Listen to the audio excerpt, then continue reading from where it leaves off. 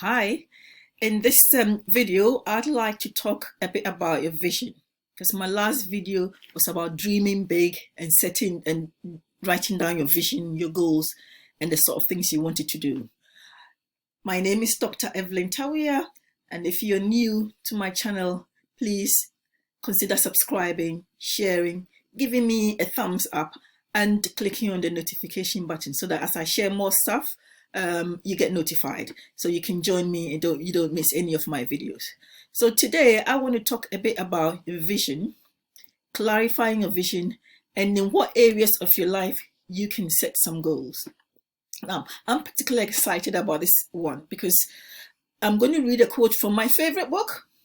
Well, my second favorite book, Jack Canfield, The Success Principles, moving from where you are now to where you want to be.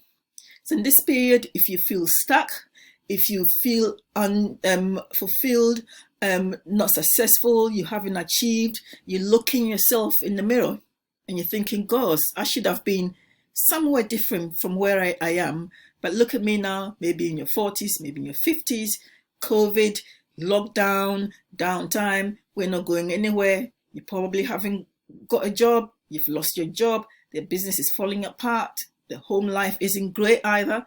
You're looking at all the past and all the difficulties and all the challenges and all the failures, and you haven't been where you really want to be, you haven't achieved. You're just wondering, what next? A bit of a midlife crisis. I don't know what to do. How am I going to get there? You see all the other people, successful, enjoying their lives, doing whatever it is, and you're asking yourself why. I want to start with a quote because I love it so much. I saw that and I was just happy. I was excited. Okay, so I'm going to read again. It says, create your future from your future, not your past. So begin to dream and have visions and have plans of what you're going to do in the future, where you're going to go in the future. But don't look at your future by looking at your past, because your past is gone, done, gone completely. You can't do anything about your past. You can't change it. What you've got is your now, your health, your life, and your future. And you can do something about your future. And this is what I want to talk about. Is that all right with you? Cool. Now let's go on. So now I want to focus a bit. Oh, that saying was from a guy called Werner Erhard. Erhard. That was a quote. Create your future from your future and not your past. Now, to be able to design your future and to help clarify the vision, just take some time. Just take some time, some relaxing time. You might, I don't know, somewhere nice and quiet, away from any distractions and noises or anything like that, and just begin to think along these areas. All right, so this is a difficult time, I know, but you can first focus on your financial life, your financial, the financial aspect of your life, because I know we are in the COVID season now and things are bad. But what will be your ideal annual income and monthly cash flow? How much money do you have in savings and investments? And what's your total net worth, for example? So you're thinking about your finances, your financial life, what you've got, what you haven't got, what you would like to achieve. So you can set goals in that area, in the area of your finances. The other area that you can set goals is you can visualize and think about your ideal job or career. So we're talking about your professional life. What goals can you set in your professional life? What things would you want to do? Where are you working? What are you doing? Who would you want to work with? Okay. Now the other area, or who do you want to work with? What business is it you want to set up? I am a medical doctor. Loads of us set goals in areas such as exams that we've got to do, because we're constantly studying and doing exams. When we're going to do them by, and when and what, how much we're going to do by what time. Okay. The other area that you can begin to plan and to and set goals around will be your free time or your leisure time. What are you doing with family and friends? What is your hobby? Have you got any? Are you trying to find some? Some people love traveling, some people love cooking, people love reading, some people love doing some garden work. I mean, what is your what do you love to do in your free time? That is an area that you can set goals around.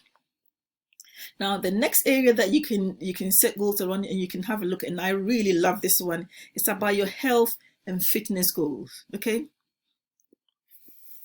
Are you free from, any diseases? This will be difficult, but you'll be looking at maybe your weight, whether you want to lose a bit of weight or whether you want to build some muscle, reduce fat and build some muscle, whether you want to have some flexibility, improve your balance. That will be your health and fitness goals. Most people tend to rely on, wanting to lose a bit of weight, so what exercises are you going to do? You're going to do some YouTube? Are you going to be in your backyard? Are you going to do some walks? Are you going to do some jogs? You're going to look at your food? It's things like that. So the next area that you want to focus on is your relationships. You can build some, you can have some visions about what kind of a relationship you want to have. So relationship with your family and friends. Relationship, what is the relationship, like between you and your spouse and your family members? Who are your friends? Have you got any friends? Have you got relationships that are loving and supportive? These are all areas that you can look at, set some goals, and begin to work on. Okay. What about your personal area of your life? What do you see yourself doing? I mean, what, going back to college or university, getting some training, attending some personal growth and development workshops, a bit like this one, a bit of therapy, your spirituality. Is at times for you to be, getting a lot more involved with what you do in your church or wherever. You're reading your Bible a bit more, you're praying a bit more, you're getting to groups that are supportive in this kind of an area. And finally, one area that you can also set goals will be in your area of your work in your community, or your impact on the community, or what you do for charity, or how you give back. Because we all have been given a lot of grace and talent and gifts and love, and we can share that with our community, different voluntary groups, the church, or whatever religious organization you find yourself in. You can share some of these talents. So a total of 7 areas that you can look at. So your finances, financial goals, your finances. What I'd like to make second is your health goals. So your finances first, your health goals, your professional goals, your personal goals, then your leisure goals, your impact on the community. So 7. Did I mention all 7? So health and financial, health and fitness, your personal goals, your professional goals, your leisure goals in your leisure area. You want to your impacts in the community, and then what you do in your free time. So 7 areas that you can set your goals in. You might think that there's just too many areas to be dealing with all at the same time. So you can choose 3 or 4. So financial goals, healthier, wealthier, happier. That is one of the mottos that I really love.